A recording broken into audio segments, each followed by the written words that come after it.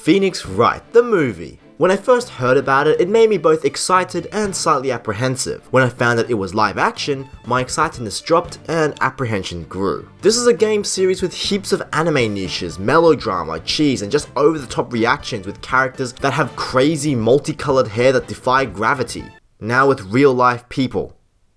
For those of you who don't play Phoenix Wright, you're, well, Phoenix Wright, a defense attorney trying to prove your client's innocence, find the real murderer, blah blah blah blah blah, in ways that are so over the top that shows like Boston Legal feel like a chore and actual court feel like Crazy Frog Racer. Plus, it's one of the few games out there that try to push in the lesson that lawyers are people who defend the law and seekers of the truth, and nothing more.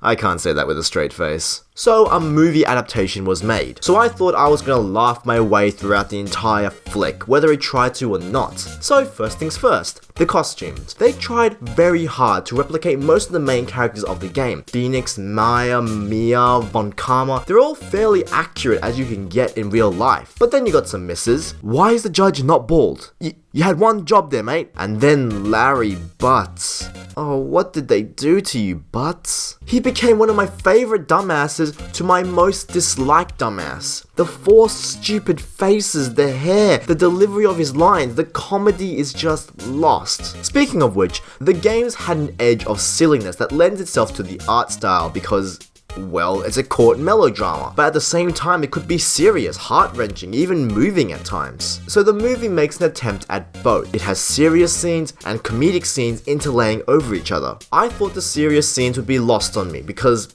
well, look at them. But the drama is done well. Not amazingly well, but still passable. What about the comedy? There seems to be a lot of over-the-top anime-style reactions, but using real-life actors. Now, I'm not familiar with the adaptations of animes to live action, or musicals. The hell? So I don't know if this is the norm, but some of these jokes just don't work because animation can lend itself to being much quicker and you can draw people in crazy poses because it can be drawn in a way that looks natural. But in real life, it's impossible to make it look natural. It is completely forced and any reaction you can clearly see they're preparing for. On the other hand though, some comedy really shines. Like look at after they win the court case.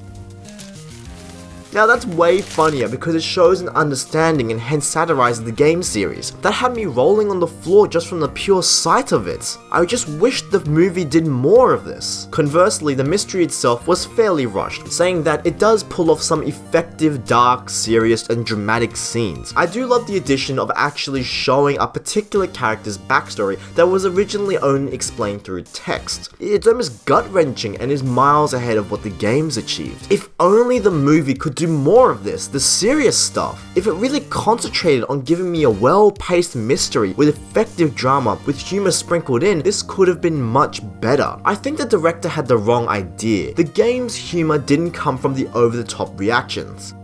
Most of the time, it actually came from a lot of off comments, dry wit, and sarcasm. Phoenix is a very sarcastic and dry person. Here, he's a goofball who makes weird faces. Maya's comedy comes from her stubborn nature, but here she's just bland. Edgeworth's comedy comes from being socially awkward, but here it's randomness. I know you have to make adaptations for a different medium, but it's heavily conflicted on what it wants to be. There are jokes that effectively satirize the game series, and yet there are jokes that fall flat because it's taking something that the games did a few times and overplayed it. I also wasn't a big fan of the color palette. I'm not sure, there's something about the courtroom that feels Now I know I'm being pretty harsh on this movie, but I did enjoy it. But regardless, Phoenix Wright the movie does have pacing problems because it deals with 3 different cases within a 1-2 hour movie. It does have to rush through a little bit and also has to juggle out comedy that more than outstays its welcome. Character development is non-existent. So if you enjoy seeing a bit of overacting, some silliness with your favorite lawyers, and want more Phoenix Wright and Edgeworth in your life apart from the whole game series, then this is at least worth a viewing. Phoenix Wright, the movie, is just worth a watch.